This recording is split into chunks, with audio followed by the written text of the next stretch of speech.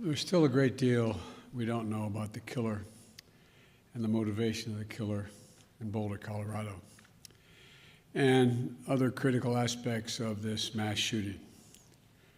I've been briefed this morning by the Attorney General of the United States, the Director of the FBI.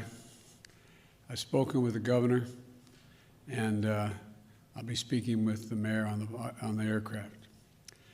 We're working very closely with the state and local law enforcement officials, and they're going to keep me updated as they learn more. You're going to ask me to speculate. Understandably, you'd ask me to speculate about what happened, why it happened, and I'm not going to do that now because we don't have all the information, not until I have all the facts. But I do know this. As president, I'm going to use all the resources at my disposal to keep the American people safe. As I said, at this moment, a great deal remains unknown, but three things are certain.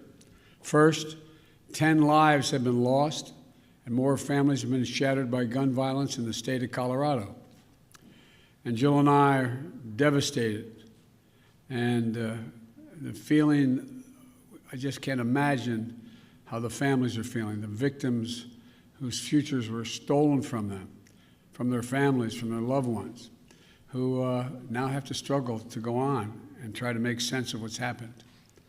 Less than a week after the horrific murders of 8 people and the assault on the AAPI community in Georgia, while the flag was still flying half-staff for the tragedy, another American city has been scarred by gun violence and the resulting trauma. And the state, that I even hate to say it because we're saying it so often, my heart goes out. Our hearts go out for the survivors, who had to flee for their lives and who hid, terrified, unsure if they would ever see their families again, their friends again. The consequences of all this are deeper than I suspect we know. By that I mean the mental consequences, the feeling of, anyway, it's just been through too many of these. The second point I want to make is my deepest thanks to the heroic police and other first responders who acted so quickly to address the situation and keep the members of their community safe. And to state the obvious, I commend the exceptional bravery of Officer Eric Talley. And I send my deepest condolences to his family, his close family and 7 children. You know, when he pinned on that badge yesterday morning, he didn't know what the day would bring. I want everybody to think about this. Every time an officer walks out of his or her home and pins that badge on, the family member that they just said goodbye to wonders whether they'll subconsciously, will they get that call, the call that his wife got. He thought he'd be coming home to his family and his 7 children. But when the moment to act came, Officer Tully did not hesitate in his duty, making the ultimate sacrifice in his effort to save lives. That's a definition of an American hero. And thirdly, I want to be very clear.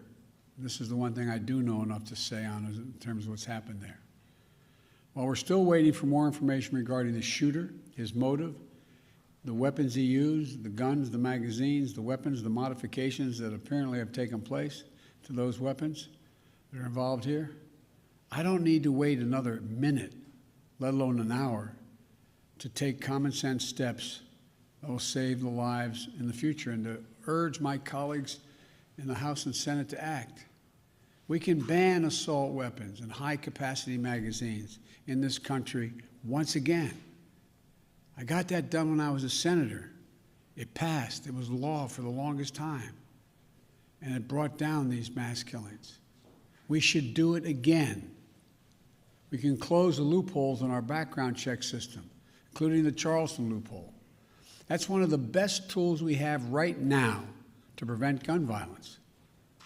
The Senate should immediately pass, let me say it again, the United States Senate, I hope some are listening, should immediately pass the 2 House-passed bills that close loopholes in the background check system. These are bills that receive votes of both Republicans and Democrats in the House. This is not and should not be a partisan issue. This is an American issue. It It will save lives, American lives, and we have to act. We should also ban assault weapons in the process. I'll have much more to say as we learn more, but I wanted to be clear. Those poor folks who died left behind families that leaves a big hole in their hearts. And we can save lives, increasing the background checks so that they're supposed to occur, and eliminating assault weapons, and the size of magazines. I don't know all the detail yet on that. But I'll be talking to you more later today or in the next couple of days about what else we know. May God bless you all and those families who are mourning today because of gun violence in Colorado and Georgia, all across the country. We have to act so there's not more of you, there's fewer of you as time goes on. Thank you so much.